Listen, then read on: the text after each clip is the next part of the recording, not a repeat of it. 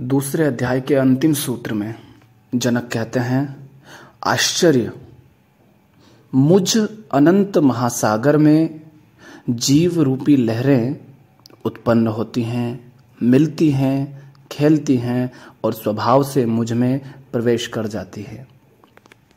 ये जो प्रकृति का अनंत महासागर है, चेतना का ये जो अनंत महासागर है, इसमें जीव उत्पन्न होता है, मिलता है, खेलता है और स्वभाव से ही विलीन भी हो जाता है। वैसे ही जैसे समुद्र के होने से स्वभाव से ही लहरें उत्पन्न होती हैं, खेलती हैं और स्वभाव से ही वापस विलीन भी हो जाती हैं। ये कौन कह रहा है? ये साक्षी जिसे हम कहते हैं, वह जो दृष्टा है, वह जो साक्षी है, वह जो बोध स्वरूप है, जो जान रहा है, वह ऐसा कह रहा है, जिसको इस पूरे खेल का रहस्य दिखाई दे रहा है। जन्म तुम्हारे हिसाब से नहीं हुआ। जो जान रहा है कि जन्म हुआ है, जीव है, प्रकृति में खेल चल रहा है, भाग दौड़ है, सब कुछ है, जो जीव है उसकी मर्जी से, उसके चुनाव से उसका जन्म नहीं हुआ। उसके चुनाव से उसे बीमारियां नहीं होती, उसके चुनाव से बुढ़ापा नहीं होता और उसके चुनाव से मृत्यु नहीं होती। कुछ भी उसके चाहने से नहीं होता। ये जो प्रकृति का, चेतना का अनंत महासागर है, इसका स्वभाव ही है कि इसमें जीव रूपी लहरें उत्पन्न होती हैं, खेलती हैं और वापस उसी में विलीन हो जाती हैं जिससे वो उत्पन्न हुई थी। लेकिन वह जो साक्षी है, वह जिसे इसका बोध हो रहा है, वह बस दूर खड़ा इसको देख रहा है। तो जनक क्या कह रहे हैं? जनक कह रहे हैं, जिस प्रकार समुद्र की लहरें स्वतः ही उठती हैं, आपके उठाए नहीं उठती हैं, उसी तरह वह स्वभाव से ही शांत भी हो जाएंगी। वह उठती हैं, उन्हें उठने दो, खेलती है, खेलने दो, तुम बस अवेयर रहो, सजग रहो, साक्षी रहो, स्वभाव से ही वे शांत भी हो जाएंगी। जो तुम्हारे चाहने से नहीं उठा, वे तुम्हारे चाहने से खत्म कैसे हो जाएगा? किंतु सारी समस्या, सारा संघर्ष, सारे तनाव, सारी पीड़ा उत्पन्न ही यहां से होती है कि हम उसे बदल देना चाहते हैं जो हमारी मर्जी से नहीं उठा। जिस पत्ते को सूख कर खुद ही गिर जाना है, उसे तोड़ने में आप क्यों परेशान होते हैं? जब तक है तब तक उसे खेलने दो, लहराने दो, वह खुद गिर जाएगा। जिस शांति को, जिस सुख को तुम बनाए रखना चाहते हो, चूंकि वह भी तुम्हारे चाहने से नहीं आया, वह भी तुम्हारे रोके रुकता नहीं, टिकता नहीं, फिर जिस दुख, जिस अशांति से आप परेशान हो जाते हैं, पीड़ा पाते हैं, उसे तो आप चाहते भी नहीं, फिर वह कैसे हमेशा रुक पाएगा? तो जिस पत्ते को खुद ही गिर जाना है, उसे तोड़ने में परेशान होने की कोई आवश्यकता नहीं है। और जिसे गिरना ही है, जिसे गिरना ही है, उसके मिटने से भयभीत होने का भी कोई अर्थ नहीं है। जिसे गिरना है उसे गिराने का प्रयास करना व्यर्थ है। जिसे गिरना ही है, टूट ही जाना है, उसके मिटने से भयभीत होने का भी कोई अर्थ नहीं है। और जिसे सदा नहीं रहना, उसको सदा बनाए रखने का प्रयास करने का भी कोई अर्थ नहीं है। ना तो उसे मिटाओ, ना उसके मिटने का भय करो और ना ही उसे बचाने का प्रयास करो। न भागो, न जाकर के चिपक जाओ, न उससे डरो, बस उसके प्रति सजग हो जाओ, उसे जान लो। जिसके मिटने का भय है, उसके मिटने को स्वीकार कर लो, भय मिट जाएगा। काम, क्रोध, भय ये उठते हैं। इनसे भागकर कुछ नहीं होगा, इनको दोष देकर के कुछ नहीं होगा, और इनमें लिप्त हो जाने से भी कुछ नहीं होगा। इनको जान लो, ये कहाँ से आ रहे हैं, क्यों आ रहे हैं, और जैसे आए हैं वैसे ही चले भी जाएंगे। हर समय तो एक चीज आप पर छाई नहीं रहती, चाहे वो कुछ भी हो, चाहे दुख हो, चाहे सुख हो, चाहे कामना हो, चाहे वासना हो, चाहे क्रोध हो, चाहे भय हो, चाहे साहस हो, कुछ भी हमेशा तो आप पर छाया हुआ नहीं रहता है। एक समय होता है जब वह आप पर बहुत अधिक हावी हो जाता है और धीरे धीरे करके कम होने लगता है, और एक समय के बाद पूरी तरह खत्म ही हो जाता है। तो जीवन में जो कुछ भी होता है, जो तुम्हें अशांत कर देता है, भयभीत कर देता है, वो ये जो जैसा जीवन है, इस जीवन के ऐसा होने के परिणाम स्वरूप ही होता है। लेकिन इस सब को उल्टा मत समझ लेना। ये सब जो हो रहा है ये मन के तल पर हो रहा है। जो मन के तल पर हो रहा है उसकी बात है। शरीर को कोई बीमारी हो तो ये मत कहने लग जाना कि देखो वह तो उठी है, अपने आप ही ठीक ही भी हो जाएगी। हाँ, वो अपने आप ही ठीक होगी। लेकिन शरीर ही दवाई की मांग भी करता है, तो फिर उसे दवाई से रोकना मत। शरीर को ही दर्द होता है तो वो दवाई चाहता है, तो दर्द शरीर को दवाई लेने से रोकना भी तो तुम्हारा प्रयास हुआ ना। शरीर को भूख लगती है तो ये मत कहने लग जाना कि भूख लगी है तो अपने आप शांत हो जाएगी। शरीर ही मांग कर रहा है ना, तो शांत करने का भी बीड़ा तुम मत उठाओ। शरीर कहता भूख लगी है तो उसे होने दो। तुम उस सब के साक्षी रहो जो शरीर और मन के तल पर चल रहा है। और ये मत सोचना, क्योंकि अहंकार हमेशा कुतर्क ही करता है। अहंकार हमेशा यही मूर्खता करता है कि अच्छा मतलब कुछ गलत कर रहे हैं तो उसको भी हो जाने दें। गलत कुछ होता नहीं है। एक बार आग में अगर तुम पैर रख दो, पैर जलता है, तो दोबारा शरीर खुद नहीं वहां पर पैर रखना चाहेगा। शरीर को खुद को पता है कि यहां पर जलते हो। तो जिसे तुम कहते हो कि अच्छा गलत होता है तो उसे भी होने दें, तो गलत के दुष्परिणाम भी तुम्हें पता है। शरीर मना भी करेगा, पर यह मूर्खता, यह अहंकार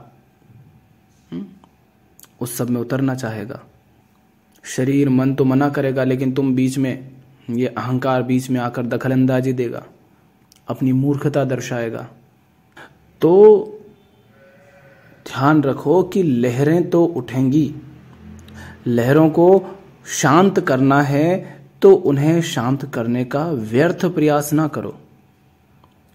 बस इतना करो कि कुछ मत करो। सुख हो, दुख हो, भय हो, अकेलापन हो, वह स्वतः ही शांत हो जाएगा जब तुम उससे ना भागोगे, ना उससे जाकर चिपक जाओगे, ना उससे डरोगे, वरन उसको होशपूर्वक देखोगे, उसको जान लोगे। जिस चीज से तुम बिल्कुल चिपक जाते हो, क्या उसे देख पाओगे? चलो तुम्हें कोई चीज दूं, मान लो एक खंबा, और तुम उसे आंखों से देख रहे हो, और आंखें ही जाकर तुमने उससे चिपका दी बिल्कुल खंबे से, दीवार से, क्या उसे देख पाओगे? फिर नहीं देख पाओगे ना, क्योंकि बहुत ज्यादा चिपक गए उससे। और जिस चीज से तुमने मुंह ही फेर लिया, जिससे तुम दूर ही भाग गए, उसको भी नहीं देख पाओगे। और तुम ही बताओ, जिस व्यक्ति को तुम जानना चाहते हो, अगर उससे तुम डरते हो तो क्या उसे जान पाओगे? नफरत करते हो, ईर्ष्या करते हो, तो भी क्या उसे जान पाओगे? नहीं। उसके प्रति तुम्हें प्रेम होना चाहिए, तब उसे जान पाओगे। और प्रेम का अर्थ ना तो चिपक जाना होता है, ना डरना होता है, ना ईर्ष्या करना होता है, ना उससे भाग जाना होता है।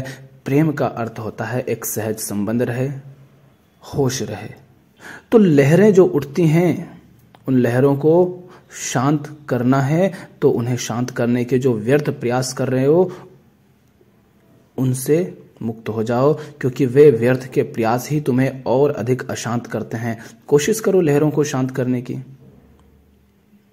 जितना उन्हें शांत करने का प्रयास करोगे वे और अशांत होते जाएंगे। और ऐसा क्या आपका अनुभव नहीं है आपके जीवन में? ऐसा हम अनुभव करते हैं। कोई बात बिगड़ जाती है, उसको जितना तुम सुलझाने का प्रयास करते हो आप पाते हो वो और बिगड़ती जा रही है। ना आप समझने को तैयार है ना सामने वाला, बात उलझती चली जाती है। और शुरुआत में ही अगर शांत हो गए तो, यानी उसको उलझाया नहीं तो वे अपने आप शांत हो जाएगी। बौद्ध भिक्षु की एक कहानी आपने सुनी होगी कि बुद्ध और उनका एक भिक्षु साथ साथ जा रहे थे, कहीं जंगल से गुजर रहे थे। बुद्ध को प्यास लगी।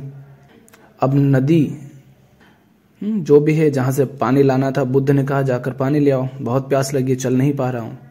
तो भिक्षु जाता है पानी भरने, लेकिन जब वो जाता है तो वो देखता है कि जहां से वो पानी भरता वहां से एक गाड़ी, बैलगाड़ी गुजर जाती है, तो सारा पानी गंदा हो जाता है। अब इस बात को हम थोड़ा कह सकते हैं कि अच्छा वहां से गंदा हुआ तो कहीं और से जाकर के भर लेता था दूसरी जगह से, या फिर थोड़ी देर वहीं पे खुद इंतजार कर लेता। इतनी समझ तो उसमें होगी कि थोड़ी देर रुक जाता कि शांत हो जाएगा, ये गंदगी जम जाएगी तब भर लूंगा। तो ये हम कह सकते हैं, पर ये कहानी मात्र है, कुछ समझने का प्रयास करें। तो गंदगी उसमें ऊपर आ जाती क्योंकि बैलगाड़ी निकली है, सारी गंदगी धूल मिट्टी ऊपर आ गई पानी में, जल गंदा हो गया। वो वापस जाता है बुद्ध के पास कि बुद्ध ऐसा ऐसा हुआ तो पानी तो नहीं लाया मैं। तो बुद्ध कहते हैं वापस जाओ। अब वो थोड़ा सोचता है कि जब गंदा है तो क्यों भेज रहे हैं, फिर सोचा कि किसी तरह ले आऊंगा साफ करके। लेकिन जब वो वापस जाता है तो पाता है कि पानी साफ है, शुद्ध है, क्योंकि जो मिट्टी ऊपर आ गई थी, जो गंदगी ऊपर आ गई थी, वो वापस जल में जम गई नीचे तले में। पानी को उसने साफ करने का प्रयास नहीं किया। अगर वो साफ करने का प्रयास करता और जल में उतर जाता तो जल बैलगाड़ी के उतरने से ही गंदा हुआ था ना। अब ये भी अगर उतरेगा तो गंदा होगा ही। तो इसने कुछ नहीं किया, उसको छोड़ दिया, तो वह अपने आप शांत हो गया। तो पहले जाना क्या, अगर उतरा तो और ज्यादा गंदा ही होगा, और फिर कुछ नहीं किया। तो पहले जानो जीवन की जो अशांतियां हैं, जो लहरें उठती हैं, सुख की दुख की किसी भी तरह की, उनको पहले जानो और जान करके वो कुछ ना करो जो उसे और ज्यादा लहराए। आपने देखा, हम अक्सर सुनते हैं, आपने देखा होगा, आपने भी किया होगा कि लोग बैठ करके ध्यान करने का प्रयास करते हैं, शांत होने का प्रयास करते हैं, लेकिन जितना वो प्रयास करते हैं उतने अधिक वो अशांत होते जाते हैं। कुछ क्षण के लिए लगता है कि शांत हो गए, लेकिन फिर पाते हैं कि अशांति बढ़ रही है। शांत होने के लिए जिसे पकड़ रखा है, सुख पा लेने के लिए जिसे पकड़ रखा है कि इससे सब कुछ मिल जाएगा, उसे छोड़ दो। उसे छोड़ दो यानी उससे वो कामना छोड़ दो कि इससे मैं संतुष्ट हो जाऊंगा, तृप्त हो जाऊंगा। भोजन से भूख मिट जाएगी, तृप्त हो जाओगे, पूर्ण हो जाओगे, ऐसा नहीं है। धन से कुछ आवश्यकताओं की पूर्ति हो जाएगी, उससे तुम्हें शांति मिल जाएगी, ऐसा नहीं होगा। क्षणिक शांति मिलेगी, सुख मिलेगा, लेकिन तृप्ति नहीं मिलेगी। झोपड़ी में रहते थे, तुम महल में रह लोगे, लेकिन रहोगे तो महल में अभी वैसे ही जैसे झोपड़ी में थे। तुम तो तुम ही हो। एक तो पहले ही हमने जीवन में इतने लफड़े झपड़े पाल रखे हैं, उनको छोड़ने के स्थान पर, उनसे मुक्त होने के स्थान पर हम शांति पाने के नाम पर और अनेक तरह के लफड़े झपड़े पालते रहते हैं। तो कुछ करना नहीं है नया, जो कर रहे हो, जैसे जी रहे हो, उसी को देखना है, जानना है, और जानकर फिर जो होता है उसे होने देना है। तो जनक कह रहे हैं कि मुझ अनंत चेतना रूपी महासागर में ये जीव रूपी लहरें उत्पन्न होती हैं, मिलती हैं, खेलती हैं और स्वभाव से मुझ में प्रवेश कर जाती है, मुझ ही में विलीन हो जाती हैं। मुझसे ही उठती हैं, खेलती हैं मुझ में ही और मुझ में ही वापस लय हो जाती हैं। तो मध्यम मार्ग अपनाओ, न राग हो न द्वेष हो, एक सहज संबंध हो, साक्षी भाव हो। शरीर मन के तल पर जो कुछ भी घट रहा है वो प्रकृति के स्वभाव से घट रहा है। शरीर जैसा है, मन जैसा है, उसके वैसा होने के कारण वो सब हो रहा है। तो जो तुम्हारे ना चाहते हुए भी हुआ है वह तुम्हारे चाहने से रुकेगा नहीं। कोई नहीं चाहता मृत्यु हो, कोई नहीं चाहता बीमारी हो, कोई नहीं चाहता कि वह बूढ़ा हो, कोई नहीं चाहता कि उसके जीवन में दुख हो, अशांति हो, लेकिन वे स्वभाव से आते हैं और स्वभाव से ही चले जाते हैं। मन स्वतः ही शांत हो जाता है, आपके कुछ करने से वे शांत नहीं होता है। आप जो कुछ कर करके उसे अशांत कर देते हैं, बस आपको उससे मुक्त हो जाना है, उसके ना करने में उतर जाना है। तुम्हारा कुछ करना ही अशांति है, तो जो कर रहे हो उसको जानो।